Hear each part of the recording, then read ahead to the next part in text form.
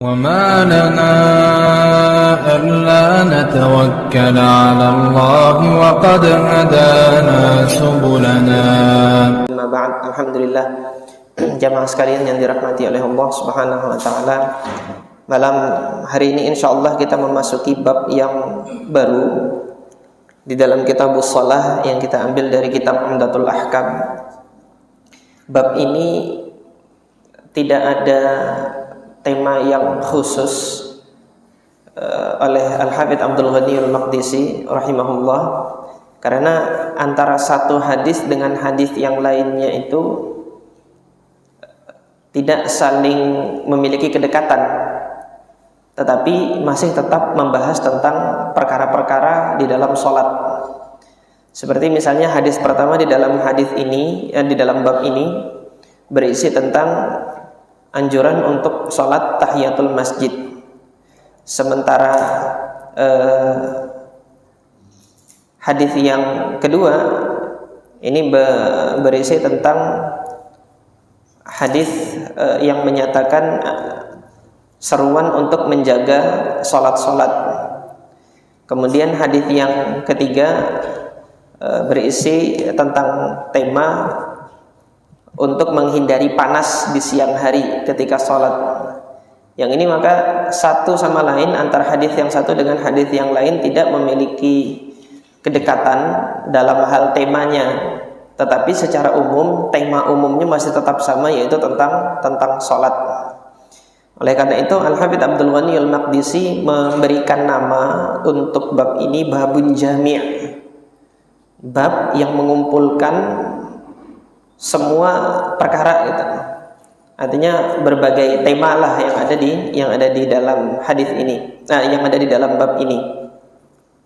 Adapun hadis pertama yang dibawakan oleh Al-Hafidz Abdul Ghani Al-Maqdisi, qala rahimahullah, babun jami' an Abi Qatadah Al-Harith ibn Rib'i Al-Ansari radhiyallahu anhuma qala Rasulullah sallallahu alaihi wasallam, idza dakhala ahadukumul masjida fala yajlis hatta yusalliya rak'ataini.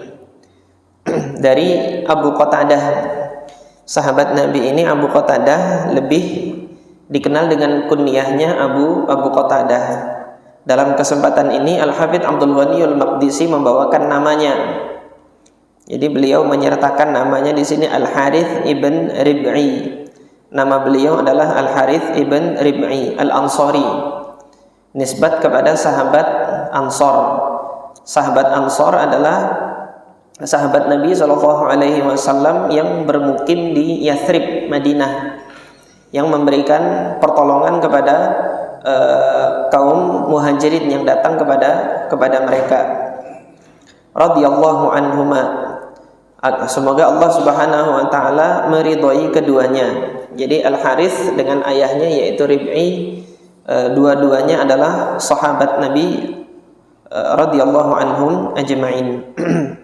Apa hadis yang beliau sampaikan? Ini hadis tentang anjuran untuk salat tahiyatul masjid. Idza dakhala ahadukum al-masjida. Ketika salah seorang dari kalian itu masuk ke dalam masjid, fala yajlis, janganlah mereka atau dia orang yang masuk ke masjid itu langsung duduk gitu kan. Ketika masuk masjid janganlah ia langsung duduk. Hatta yusalli rak'ataini, sampai dia mengerjakan 2 rakaat terlebih dahulu. Hadis ini ada larangan oleh Nabi SAW untuk tidak duduk. Jadi untuk duduk terlebih dahulu masuk ke dalam masjid dilarang oleh Nabi SAW. Nah, larangan Nabi SAW di dalam hadis ini apakah larangan yang haram, di mana nanti kalau seseorang itu masuk masjid langsung duduk dia mendapatkan dosa dari Allah Subhanahu wa taala? Tidak. Yang demikian ini tidak demikian. Jadi larangan di sini adalah larangan irsyad namanya. Larangan irsyad itu apa? Larangan kepada suatu hal untuk mengarahkan orang tersebut kepada perkara yang lebih afdol, kepada yang lebih utama. Yaitu jangan duduk dulu sebelum mengerjakan sholat 2 rakaat. Dalam kesempatan ini sholat 2 rakaat diperintahkan oleh Nabi Shallallahu Alaihi Wasallam. Nah, kalau tadi larangannya adalah larangan irsyad, larangan untuk mengarahkan seseorang kepada perkara yang lebih baik daripada yang ia lakukan, artinya jangan duduk, maka duduk itu tidak lebih baik daripada mengerjakan 2 rakaat. Maka 2 rakaat yang dikerjakan dalam hadis ini juga bernilai sunnah, yaitu mengerjakan 2 rakaat ini bernilai sunnah. Artinya mereka yang tidak mengerjakan 2 rakaat ketika masuk masjid, maka tidak ada konsekuensi dosa dan tidak ada ancaman dari Allah dan Rasulnya bagi mereka yang meninggalkan sholat 2 rakaat. Hal yang demikian ini dipegang oleh jumhur ulama, bahwasanya selain sholat 5 waktu, hukumnya itu adalah sunnah. Nah, sebagian dari sunnah tersebut ada yang muakkadah, ada yang ditekankan pelaksanaannya, ada pula yang tidak ditekankan, artinya yang mengerjakan silahkan, yang tidak mengerjakan juga silahkan. Di antara dalil jumhur ulama atau mayoritas ulama bahwasanya salat-salat selain salat 5 waktu adalah salat yang nilainya itu sunnah, yaitu hadis Isra dan Mi'rajnya Nabi Sallallahu Alaihi Wasallam. Ketika Allah Subhanahu Wa Taala mewajibkan kepada Nabi Muhammad Sallallahu Alaihi Wasallam dan kaum muslimin untuk mengerjakan berapa? Untuk mengerjakan 50 rakaat setiap hari.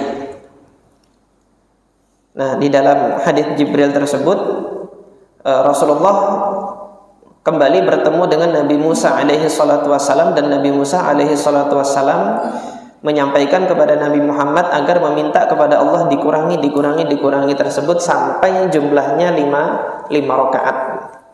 Ketika sudah sampai 5 rakaat, Allah Subhanahu wa taala mengatakan kepada Nabi Muhammad sallallahu alaihi wasallam, hiya khamsun wa hiya khamsuna.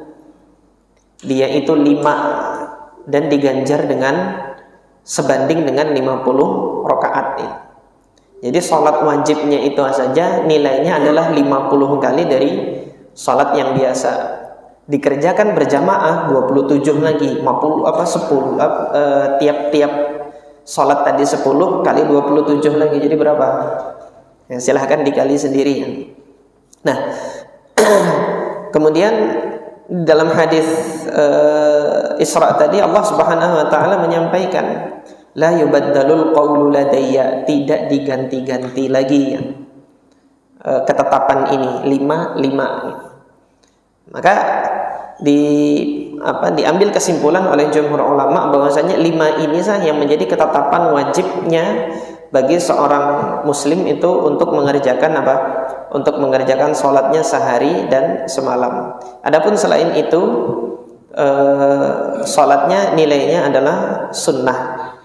Hanya saja di sini ada sebagian ulama yang menggunakan istilah wajib untuk perkara-perkara yang tidak pernah ditinggalkan oleh Nabi Shallallahu Alaihi Wasallam. Nah, seperti salat witir. Salat witir tidak pernah ditinggalkan oleh Nabi Shallallahu Alaihi Wasallam, baik dalam keadaan safar maupun beliau mukim. Nah, oleh karena itu para ulama Hanafiyah menyatakan salat witir itu wajib. Tetapi istilah wajibnya dalam mazhab Hanafiyah itu berbeda dengan wajibnya dalam istilah jumhur ulama. Istilah jumhur ulama menyatakan wajib itu kalau ditinggalkan dia berdosa. Mazhab Hanafiyah enggak. Yang ditinggalkan berdosa itu dalam terminologi mereka adalah fardu. Nah, di sini mazhab Hanafiyah membedakan yang wajib dengan yang fardu. Nah, ini mungkin sebagian kaum muslimin kalau melihat nanti ada terkecoh atau kecelek gitu kan. Kok bisa Hanafiyah mewajibkan kayak gitu kan? Perlu diingat dulu, wajibnya Hanafiyah terkadang tidak sama dengan wajibnya jumhur. Yang wajib yang berdosa Kalau meninggalkannya itu dalam terminologi Hanafiyah menggunakan istilah fardu. Jadi sholat 5 waktu itu sholat fardu, sementara nanti sholat-sholat yang Rasulullah itu bermuwazabah di situ, artinya nggak pernah meninggalkan, itu dihukumi wajib oleh mazhab Hanafiyah. Nah, adapun sholat tahiyatul masjid ini, dia hukumnya adalah sunnah muakkadah. Nah, di antara para ulama yang saya dapati kisahnya dari mereka pernah meninggalkan salat tahiyatul masjid, ini adalah kisah dari Al-Imam Ibn Abi Dhi'ab rahimahullah. Al-Imam Ibn Abi Dhi'ab rahimahullah, beliau adalah salah seorang faqih di Madinah dari tabaqat atba'ut tabi'in yang senior. Jadi sezaman dengan Imam Malik. Nah, ini kalau di Madinah ada rivalitas seperti semisal persaingan gitu loh. Karena dua-duanya ini sama-sama ahli fikih. Jadi para sejarawan itu sebagian mengungkapkan ini rivalnya Imam Malik atau saingannya Imam Malik di dalam fikih. Sampai-sampai ketika Imam Malik menyusun Muwatta, di zaman itu kan Imam Ibn Abi Dhi'ab sudah menyusun Muwatta yang lebih komplit dan lebih besar. Jumlah hadisnya itu lebih banyak daripada Muwatta'nya Imam Malik.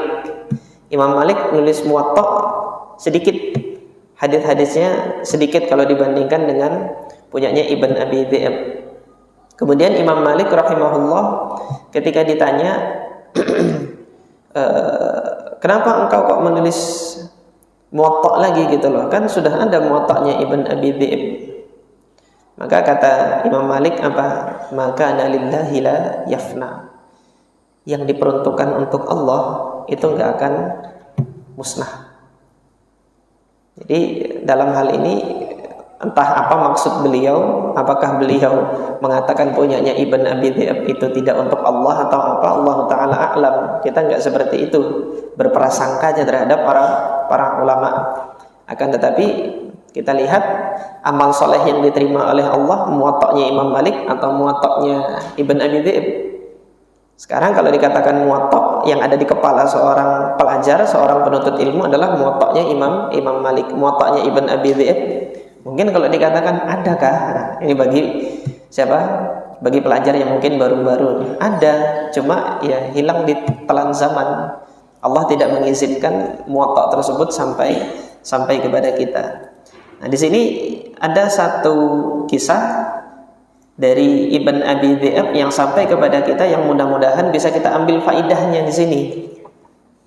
Kisah ini dibawakan oleh Al-Hafidh Ibnu Abdul Barr di dalam kitab beliau At-Tamhid, 5 fil Muwatta'i minal ma'ani wal asanid. Kitab Tamhid ini adalah salah satu kitab syarahnya Muwatta' Imam Malik. Al-Hafidh Ibnu Abdul Barr adalah ulama Malikiyah di Andalusia. Artinya Al-Hafidh Ibnu Abdul Barr ini dan hampir semua ulama-ulama Andalusia memang rujukan kitab-kitab hadis dan fikih-fikih sebelumnya itu nanti diambil dari timur. Nah, adapun madhab yang sampai ke Andalusia itu ada 2 madhab. Itu yang pertama adalah madhabnya Imam Malik, karena para ulama Malikiyah itu menyebarkan madhabnya Imam Malik ke Mesir. Nanti Mesir itu ke Afrika Utara, di Qayruwan nyebrang terus sampai nanti ke Andalusia. Itu madhabnya Imam Malik menyebar dari Mesir, Afrika Utara, terus ke Maroko yang paling ujung sampai ke Andalusia. Dan sampai saat ini saudara-saudara kita yang berada di wilayah Afrika Utara itu kultur madhab mereka adalah kultur madhab Malikiyah. Kemudian yang kedua, madhab yang ada di Andalusia yang kemudian ada itu dibangkitkan kembali oleh Al-Imam Ibnu Hazm, yaitu madhab Zahiriyah.